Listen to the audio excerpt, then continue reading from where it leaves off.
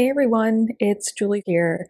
I just recently got back from a vacation and it was also recently my birthday, so I'm just feeling tired and maybe a little bit lazy. So today I figured I'd just hang out with you guys and tell you about my top 5 current favorite plants. I feel like this video is going to do either really well or really poorly. So we'll find out. I'm interested to see what happens. And yeah, leave me a comment and tell me what your top 5 current favorite plants are. You don't even have to own all or any of the plants. The 5 that I'm going to mention today, I don't own all of them. But yeah, I'm interested to hear what your current favorite plants are, and please like and subscribe to my channel. And okay, that's it. Let's get started. So first up on my current favorite plants list is crocodile fern. I have always loved crocodile ferns. Look how big and pretty this one is.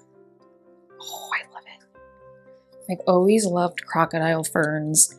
Usually when we think of those like large show-stopping epiphytic ferns that you can hang in baskets or mount on walls, you might think of the staghorn fern is probably one of the most common, but I think the crocodile fern is so underrated. I just love how it literally looks like crocodile skin.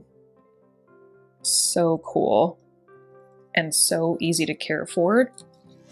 Crocodile ferns and ferns in general are great plants if you're a chronic overwaterer because they like to remain moist at all times, not soggy and wet, but lightly moist. And let's see, they prefer bright to medium indirect light. They probably do okay in low light too, but you'll just have to watch your watering and make sure you're not overwatering your plant in low light. So that is the crocodile fern. Wow, it looks even prettier on camera, honestly. This is just the wire that it hangs from.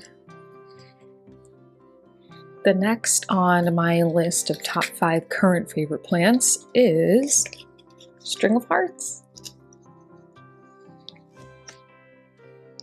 So pretty.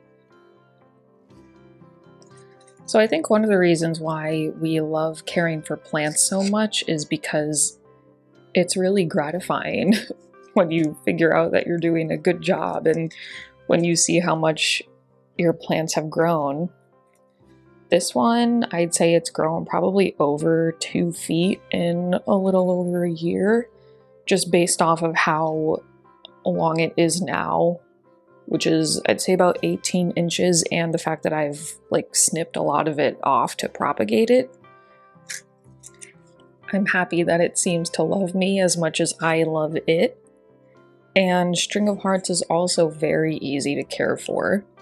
So you just want to let it dry out because it's a semi-succulent. It doesn't need to be wet all the time. And then just water it thoroughly when it's dry. And bright indirect light is best. And you also want to make sure that you're getting light on the top of the plant as well. Otherwise it'll go bald and you won't have any leaves up there. So yeah, that's the string of hearts. I want to get it all in one shot, but I can't.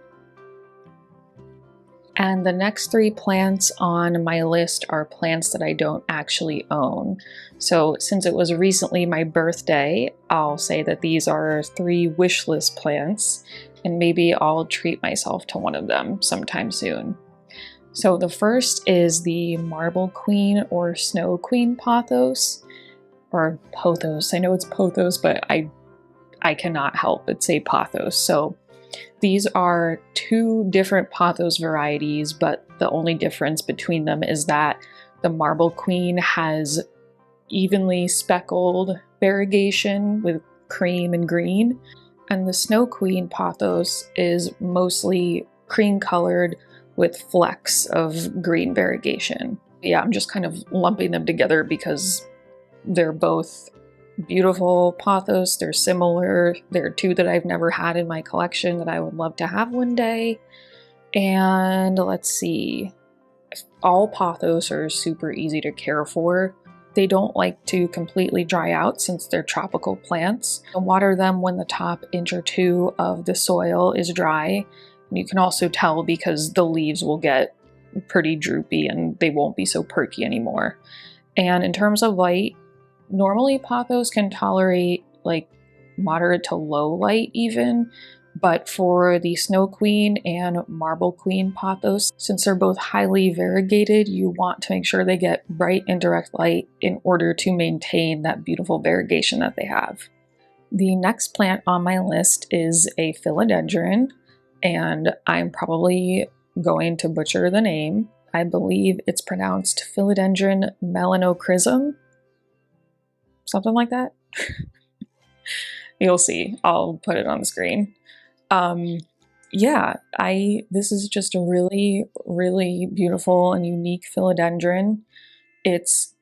Has the similar like velvet, emerald color, bronze color leaves as the philodendron micans, if you like that.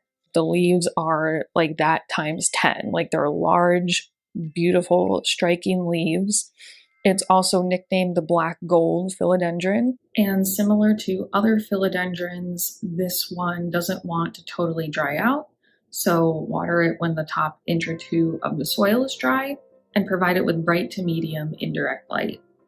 Also, this is another climbing philodendron. So even though you might be able to let other smaller philodendrons kind of just dangle down instead of supporting them with a moss pole, this one you will want to provide with some more support once it starts to get larger, because the leaves are so big, it's kind of top heavy and it'll just be less of a strain on the stems. Otherwise, it'll just like flop over. So yeah, as it gets larger, you'll definitely want to provide this one with some sort of moss pole or a stake or some other kind of support.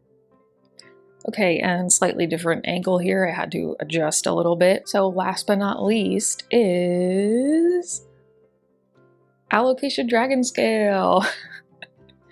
I know that was just so suspenseful, but anyway, I feel like Alocasia dragon scale was maybe like one of the big trendy plants a few years ago, but I've always loved it. It's been a while since I've had any sort of Alocasia in my collection, and I've never had the dragon scale specifically. It's a really cool looking plant. It literally looks fake. It's got such like striking, incredible leaves. And Alocasias have corms, which is a similar concept to like a plant bulb, except for Alocasias have corms. And those have always been really fun to dig up whenever I've repotted my Alocasias, dig up the corms and then grow new baby Alocasias. So this might be the next plant that I treat myself to, because I've always wanted it and I don't know why, I've just never gotten it. Anyway, Alocasias in general, they like to remain moist, so water it when the top inch or so of the soil starts to dry out, and bright to medium indirect light is good. And yeah, that's about it. So that's it for today. I hope you enjoyed this video. Maybe you learned about a plant or two that you've never had in your collection before. And again, let me know down in the comments what your top 5 current favorite plants are, whether you've had them or have them right now or not, it doesn't matter. And please like and subscribe. Check out the description for links to all the plants that I mentioned in today's video. And that's it. Okay, thanks everyone. Have a great day.